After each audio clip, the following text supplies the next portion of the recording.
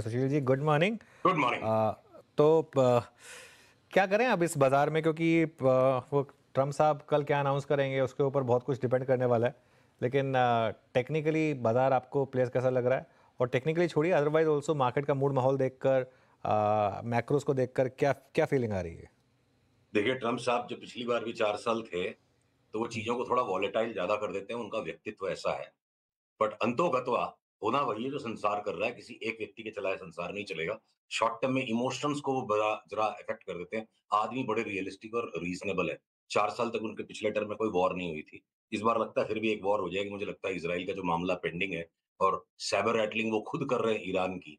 अपनी पिछले से पिछले मंगलवार को ये बात हुई थी कि क्रूड में एक बड़ा बॉटम बन रहा है और ईरान इज़राइल का थिएटर लौटेगा। कल उन्होंने वो आवाज़ें शुरू कर दी।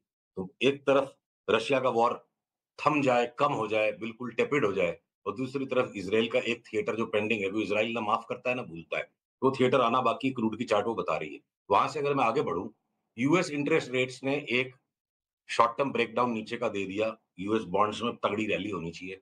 जो नैस्डैक और एस&पी पे पिछले मंगलवार हमें भय था कि एक नया लो मारेंगे, वो मार चुके हैं कल।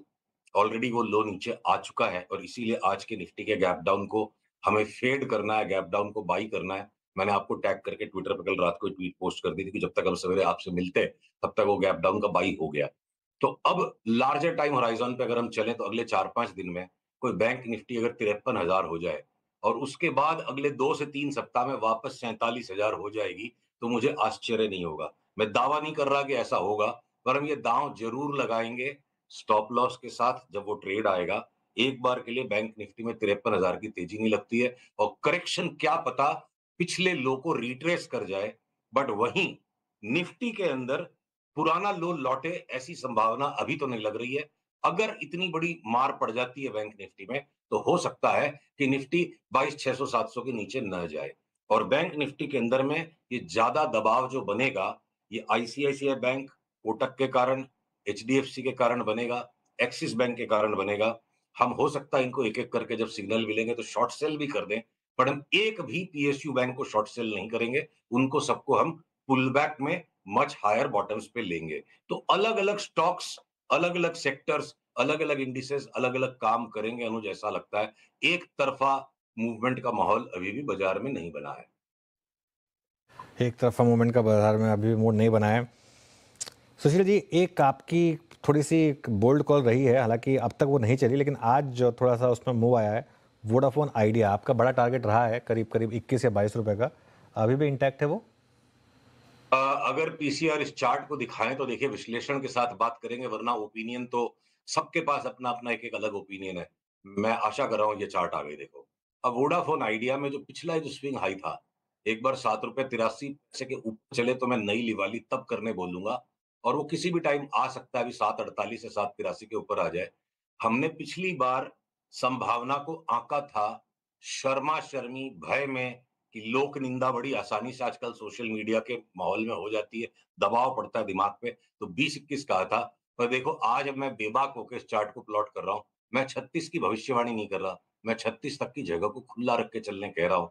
देखिए जिस कंपनी में सब कुछ खत्म हो चुका, अब राजा इसके साथ दाँव लगा रहा है, राजा के खिलाफ दाँव मत खेलो। और जो लोग ये निंदा कर रहे हैं, जा-जा के सोशल मीडिया पे कि टैक्स पेयर का पैसा गवर्नमेंट बिल्कुल पिटी हुई कंपनी के अंदर में प्रीमियम पे क्यों लगा रही है? भैया कोई कैश नहीं डाल रही है गवर्नमेंट। गवर्नमेंट टैक्स पेयर के डूबे हुए पैसे, जो एजीआर के ड्यूज़ आने की अब कोई चांस नहीं जिस तरह कंपनी की हालत हो गई। डेट को अगर इक्विटी में कन्वर्ट कर रही है, it is a shrewdest play. Hedge fund world में सबसे श्रूडेस्ट कॉर्पोरेट फाइनेंस का जो प्ले है, डिस्ट्रेस्ड डेट इक्विटी में कन्वर्ट करना और जिससे स्पाइरलिंग इफेक्ट आता है, बहुत हेवी गामा ट्रेड है ये, लॉन्ग गामा ट्रेड है, जो ऑप्शंस की थ्योरी को समझते हैं। कॉर्पोरेट फाइनेंस टर्म्स के ऑप्शंस में एक्सेसिवली लॉन्ग गामा ट्रेड है ये ऑन अ बैंकरप्ट सिचुएशन। तो इस तरह के गेन 5 गुना 6 गुना गेन होना असंभव नहीं है, अक्सर देखा गया डिस्ट्रेस्ड डेट इक्विटी में।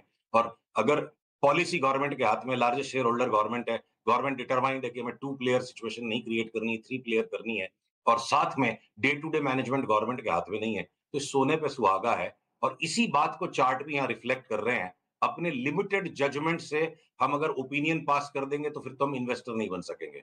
अगर इतनी समस्या होती तो उसका भाव 0 होना चाहिए था, ₹3 होना चाहिए था। कोई कारण है तब तो 7.5 है। तो 7.80 के ऊपर चलते हम उस कॉल को दोबारा रिज़्यूम कर देंगे। 21-22 पे हम रिव्यू करेंगे उसके पहले जो भी वॉलेटिलिटी उसको अब्ज़ॉर्ब करेंगे और मैं रूल आउट नहीं कर सकता कि ये 35-36 नहीं हो जाए साल भर में। I am not forecasting it, वो संभावना है, जिसको पसंद आए ले, जिसको नहीं आए वो ना ले। सुशील जी, पता है उसमें दिक्कत क्या है? मैं आपको बताऊँ, मैं आपको इसमें एक अपना व्यू देता हूँ इसमें। अब 10,800 करोड़ शेयर की इक्विटी हो गई है, और अब आगे भी अगर वोडाफोन नहीं पे कर पाया और अगर आगे भी गवर्नमेंट को इक्विटी में ही कन्वर्ट करना पड़ा, तो उसका इक्विटी बेस बढ़ के हो जाएगा करीब करीब 18,000 करोड़। फेस वैल्यू पे ही करीब करीब 1,80,000 करोड़ का मार्केट कैप हो जाएगा। और 30 रुपये में तो अगर आप कहें तो 5,40,000 करोड़ का मार्केट कैप, इतने मार्केट कैप में तो भारती मिल जाएगी, मच बेटर प्रॉफिटेबल कंपनी। देखिए क्या है ना, ये अनयूजुअल सिचुएशन होगी जिस पर हमारा इंटेलेक्ट तो यूजुअली है। एक ज़माने पहले steel authority of India limited जब उसका भाव ₹6 चलता था, 4,400 करोड़ उसकी इक्विटी होती थी और फ्लोटिंग स्टॉक था खाली 400 करोड़ का।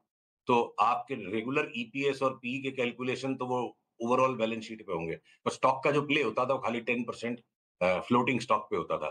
तो अगर ये सारा फ्लोटिंग स्टॉक उतना ही रहेगा और अगर इक्विटी बढ़ भी जाएगी तो आने वाले समय में देखेंगे, देखिए चिंताएँ हैं, आश्चर्य है, विस्मय है, इसीलिए रिस्क है और रिस्क है तभी बाजार में इश्क है। 783 के ऊपर चला तो मैं वोडाफोन भाव से लूँगा, 8 आने का स्टॉप लॉस लगा के और ये बाकी की चिंताओं का चिंतन-मनन over a period of time होता जाएगा, कैसे कैसे ऊँट किस करवट बदलेगा देखेंगे।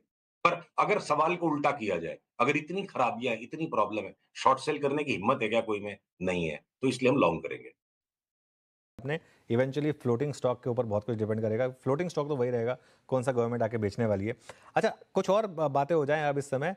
आप एक लंबी चौड़ी लिस्ट थी आपकी इस बार की, काफ़ी स्टॉक्स हैं जो एक रेडी हैं ब्रेकआउट या ब्रेकडाउन के लिए। ज़रा उन पर बात हो जाए, कौन से स्टॉक्स आपको पसंद आ रहे हैं? तो देखिए अनुज जैसे वो नीचे के इस पिछले बॉटम से जो बाजार निकला और उसके बाद अब जो चित्र थोड़ा-सा बदल गया, तो उस चित्र को हाइलाइट अब करना ज़्यादा ज़रूरी है और उसके अनुसार मैं लिस्ट को शेयर करूँगा।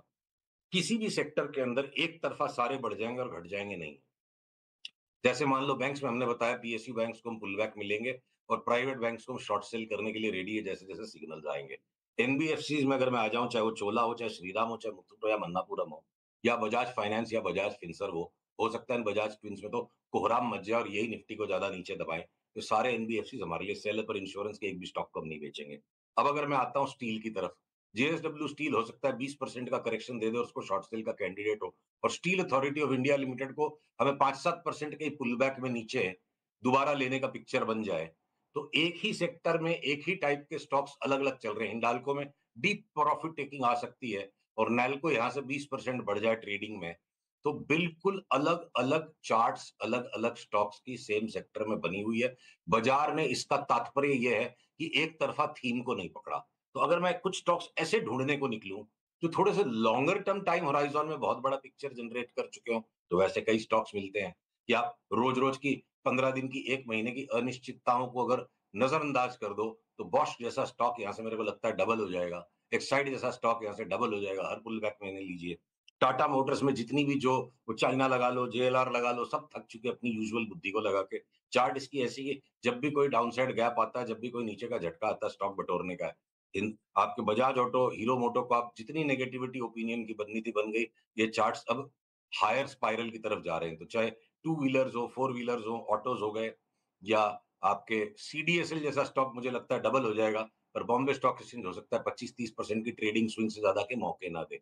तो अभी भी अनुज एक तरफा स्वीपिंग व्यू लेने के जितना बाजार नहीं बना है। अगर हुड को लगता है कि फाइनल बॉटम हो गया, LIC housing finance final bottom हो गया, तो हाउसिंग फाइनेंस, क्रेडिट कार्ड की एसबीआई कार्ड्स, इंश्योरेंस की कंपनियों को इन्वेस्टमेंट के लिए लेना है, बाकी एनबीएफसीज को बेचना है। और अगर मैं और एक उदाहरण के तौर पर अगर आऊँ कि एफएमसीजी के स्टॉक्स जो लॉन्ग टर्म डिलीवरी बाई के लिए रेडी है, एक बार इमीडिएटली बहुत बड़ा गेन नहीं देंगे कि भाई 24,100 से ज्यादा निफ्टी ऊपर नहीं गई फिर 1000 पॉइंट घटेगी। तो उनमें से कुछ स्टॉक्स हो सकता है वापस अपने लो को टेस्ट कर लें या डिफेंसिव प्ले में आप एफएमसीजी लोगे, अग्रेसिव प्ले में आप ट्रेडिंग करोगे, एक स्टॉक लोगे, एक स्टॉक बेचोगे अलग अलग सेक्टर में। तो उस टाइप का बाजार है और जहाँ-जहाँ लॉन्ग टर्म प्लेज़ है, मैंने 4-5 नाम आपको बताए, फिर अगले वीक हम बताएँगे। जैसे आईटी के स्टॉक्स अगर शॉर्ट टर्म ट्रेडिंग करनी है, तो चाहे भले 1000 पॉइंट निफ्टी के करेक्शन का डर लगता है, मैं 100 शेयर कोई आईटी के स्टॉक्स के शॉर्ट नहीं करूँगा। मैं डॉक्टर रेड्डीज़ और सन फार्मा को शॉर्ट नहीं करूँगा, इनको हमें पुल बैक्स में ही लेना है। तो कुछ स्टॉक्स ऐसे हैं जो पुल बैक में ले लेके काम करने का और कुछ स्टॉक्स ऐसे जिन्हें शॉर्ट करने का है और इंडेक्स अपना गेम अलग खेलेगी। उस तरह का थोड़ा-सा मिक्स्ड किस्म का बाजार बना हुआ है। थोड़ी सी मैक्रो बातें करते हैं। डॉलर डॉलर पर क्या व्यू है, इंटरेस्ट रेट पर क्या व्यू है, और जो गोल्ड में एक वन वे तेजी चल रही है उस पर क्या व्यू है? सबसे पहले मैं आपको गोल्ड की चार्ट को एक्सप्लेन करूं, जिस पर कि थोड़ा हमारे पर चिन्ह उठाया गया, और गोल्ड को मैं एक्सप्लेन करूंगा इस सिल्वर की चार्ट के सहारे। सीआर कृपया इस चार्ट को प्लीज दिखाइए, बड़ा महत्वपूर्ण चार्ट है। अगर स्क्रीन पे सिल्वर की चार्ट आ जाए, तो सिल्वर में अगर मुझे यहाँ से 22-25% की मंदी लग रही है, तो उस चक्कर में गोल्ड के अंदर में तेजी खेलने का कोई पिक्चर ही नहीं बनता है। गोल्ड की चार्ट थोड़ी-सी जटिल है, मैं 1 सेकंड बाद दिखाऊँगा। ये देखिए, ये जो पिछले साल अ, 30 मई को जो इज़राइल और ईरान का जो skirmish हुआ और वहाँ पे जो ट्रेडिंग टॉप बना, उसके बाद अगर यहाँ पे एक और हल्का-सा हायर ट्रेडिंग टॉप बनते वापस सेल ऑफ हो गया। फिर एक हल्का-सा हायर ट्रेडिंग टॉप बन रहा है। पीरियड वेव टर्म्स में ये जो पूरा सेटअप बन रहा है, इसमें कहीं कोई 5 वेव नहीं है, इर्रेगुलर बी वेव पैटर्न है। किसी भी टाइम इसका सेल ऑफ अचानक से $27 के लेवल को तोड़वा देगा।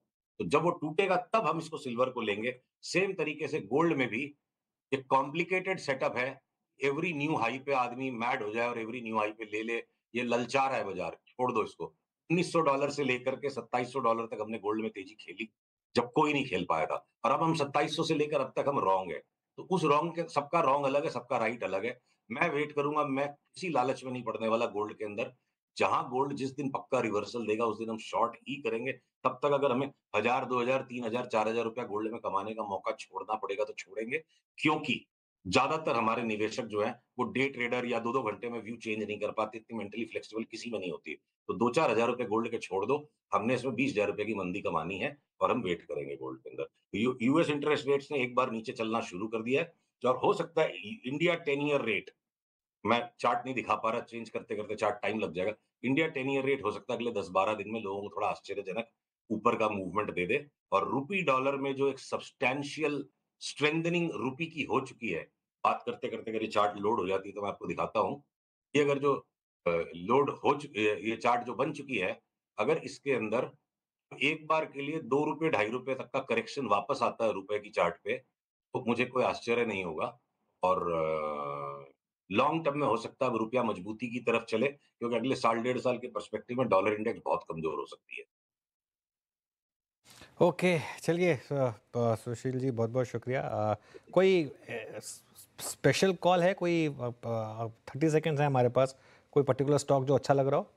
हाँ, बहुत ही स्पेशल कॉल इस बाजार के अंदर में थोड़े से लॉन्ग टर्म पर्सपेक्टिव को लेकर, आप अगर एक्साइड लेके बैठते हो, बॉस्क लेके बैठते हो, आप सीडीएसएल लेके बैठते हो, ये सारे स्टॉक्स हमने डबल ट्रिपल की कैटेगरी में रखे हुए हैं। ये दो कंटेनर कॉर्पोरेशन ने जितना दुखी करना था उसका लॉन्ग टर्म रिवर्सल आ चुका है।